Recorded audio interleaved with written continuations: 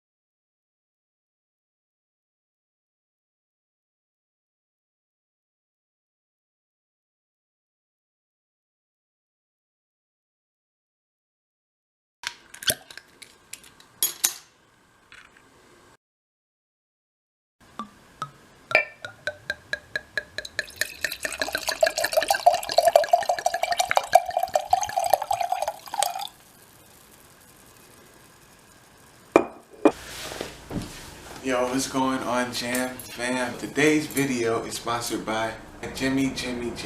This is my blueberry hibiscus and lavender jam. This is great. I'm doing it today with cream cheese, everything ciabatta bread. This is great. Pairing it with some wine. This has nothing to do with the video. As you can see from the title, it is all about the vaccine. And so I know that there's a lot of skepticism over modern medicine. There's a lot of, different theories going around, like, this person's, trying to depopulate or this, that, and the other. And so if you're not actually going out to do your own research and to think for yourself, then you might be dissuaded in a way that, in something that is actually detrimental to your health and to your life and to those around you by not even knowing it. I'm not saying get the vaccine. I'm not saying don't get the vaccine. What I'm saying is do your own research and think for yourself. So what people don't understand, a lot of things being done are for the greater good. In every realm. People saying don't get the vaccine, people saying get the vaccine. It's all for the greater good. Everyone is looking out for themselves. They're looking out for those who they love. They're looking out for those who they may not even know. But it's all for the greater good. Experimenting on other human beings, that is an atrocity, and that should not be overlooked in any sense. Every man is free to be able to have whatever done with their body that they like, as long as it's not bringing harm to the next man or the next woman. Do whatever you like with yourself, to yourself, as long as it doesn't affect everyone else. So I say that because nothing should be forced. Everyone should have an option.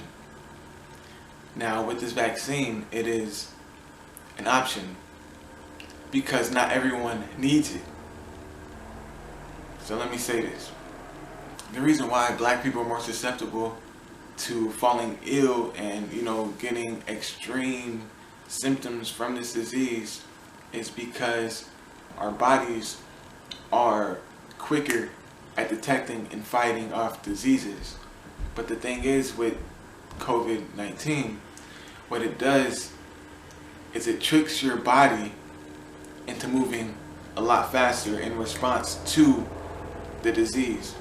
So it's actually not necessarily the virus attacking your body, but it is your body's response to the virus that is attacking your body. So your body is attacking itself in a sense because of increased inflammation from the response from the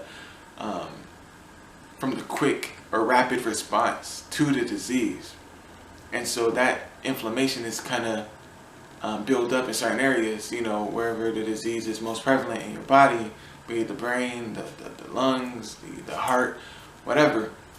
And it's going to pretty much, it's like a traffic jam within that system of your body. And it's going to act rapidly. And things are just kind of build up. And if it has nowhere to go, it's going to find a place to go. And that's how our bodies work.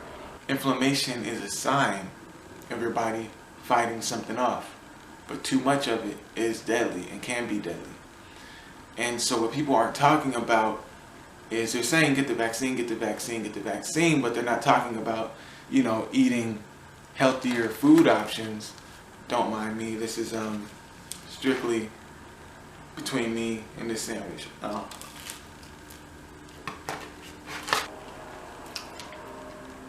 But they're not talking about getting healthier food options, getting access to clean, fresh air, going outside and working, you know, getting a workout in, going for a walk, going for a run, less stress. They're not, this whole pandemic, for a lot of people, some people stress went up, some people stress went down. And I feel like it depends on where you were in life prior, and it's something that a lot of us had no control over. No one had any control over. And it also falls on who you are as a person, what your practices are, and what you do day to day before or during the pandemic, and you know what I mean, and it'll carry into post-pandemic, whatever. So the fact is that stress actually increases inflammation. So if we're in the pandemic because of a disease that pretty much tricks our body into rapid responses to a disease, or rapid response to the virus, and due to that rapid response, we'll start shutting down or allow our body, certain parts of our body systems to compromise our whole. Why are we still doing things that increase stress on our body? I eat this because it makes me feel good. What I'm trying to say is that when we're able to relieve stress, we're able to help our bodies fight disease. We're able to allow our body to focus on what it needs to focus on. But when we're full of stress, our body starts moving rapidly and it's not able to think. It's not giving the proper response that we need it to. It's like you're working and you think because you're moving fast, you're working efficiently, but it's actually the opposite. You're counterproductive at that point. It's like, no, when you're actually taking your time and handling each thing, you get to see it for what it is and you get to take care of it one thing at a time. That's what our bodies need. Our bodies need that time out of the day. And I'm not talking about sleep, because sleep is great. Sleep is very powerful. It's a powerful function that we're able to benefit from. But sleep isn't the only isn't gonna save us. We need to take time out of our day to really slow down within the day. Learn to slow down from going 100% and then just going and finding a place or finding a thing that'll bring you back some, where you're not having to think about every detail of it, that you're not having to move super fast to feel efficient, We need to be able to rest our bodies and our minds, but still be aware. That is meditation, and that is just mindfulness in a whole. And I'm not saying that meditation is going to eradicate COVID-19. It's not. COVID-19 is going to be with us forever. Our bodies are actually made of ancient viruses that can actually be activated at any time. And those activations turn into cancers and tumors and other diseases. Go figure. This is going to be with us. But what I'm saying is there are ways that we can fight it and we can alleviate it and we can keep our bodies from killing ourselves by slowing down, by finding 10, 15, 20 minutes in the day to just slow down and be in ourselves, to be with ourselves. Give our bodies a rest, but still let it fight. Let it do what it needs to in that time. Even fasting is another form of it, allowing our bodies to stop one function so it can focus on what's important. If we're constantly giving our bodies, if we're just throwing things at our bodies, like how many things can you catch if someone's throwing things at you? You're just trying to catch them all. Like, it's like, stop. Let me get a grip on them. All right, and then you can come and start throwing more. Or let me get a grip on them. Let me place them down. And then I can start receiving more. That's what our bodies need. Sleep isn't going to do that. Just sleep isn't going to do that. We do need plenty of sleep. But sleep is only a piece of the puzzle.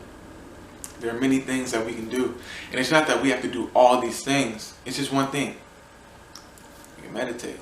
We can take a walk. We can exercise. We can read a book. We can, something that is relaxing, something that is not stressful, and something where you can be in your full self and just feel one with the situation. It's not about go, go, go. It's just about how can we move and still see everything truly for what it is. So what I'm getting to is they bombard us with all these ads and different foods to eat, things that aren't necessarily helping our bodies in any way. And then they're pushing a vaccine down our throats. That's a little upsetting for people, and I get it. But adding the vaccine is just like adding another tool. It's getting your body familiar with something that is that is out there and that is doing damage, that is definitely wrecking things. And it's a mindset thing too, because I'm not saying it's a placebo effect, but when you receive the vaccine and you want to get the vaccine, your body is going to respond to it well. It's not going to be stressed because you went and got it. You know what I mean? It's not like, it's not like you're being forced to get it. Now, if you're being forced to get something, your body's going to have a negative response to it because you don't want it. So now your body's going to think that this is, that it has to get this thing out. Like, it's foreign to us. We don't want it. So I'm going to go, and it might give someone a negative effect from it. That's where you might be seeing the negative, just the negative outcomes after the, vaccine shots. But other people get it, no problem, because they have so much faith in it. And at that point, that's when it takes the effect of, the effectiveness of it from here, up, and it skyrockets because you're accepting to it. And that's a good thing. That's great. And I'm glad for those people who are able to get it. But what I'm trying to say is there's some people who rather allow their bodies to get it naturally because it's gonna happen sooner or later. Who knows? Or maybe it won't. But there are ways to fight it. That's what I'm trying to say. But at the same time, we still want to keep everyone safe because there are people who do have, compromised immune systems. Older people, it's a lot tougher to fight diseases. But like I said, a lot of the things that we think we can't do it because we think we can't do it. But that being said, the point that I'm trying to get to in this video is whether you want to get the vaccine or not, it's all about your lifestyle and it's all about your mindset. Who are you? Who do you want to be and what do you want to represent at the end of the day? It's not a bad thing to get a vaccine. It's not a bad thing to not get a vaccine. Because the fact is the disease is going to be there regardless. The vaccine is only getting your body prepared for the worst. Now, if your mind is already prepared for the worst and you accept the worst, then how bad can it really be? Alright, then y'all stay up, and I appreciate y'all having this talk with me, and let's do it again soon. Peace.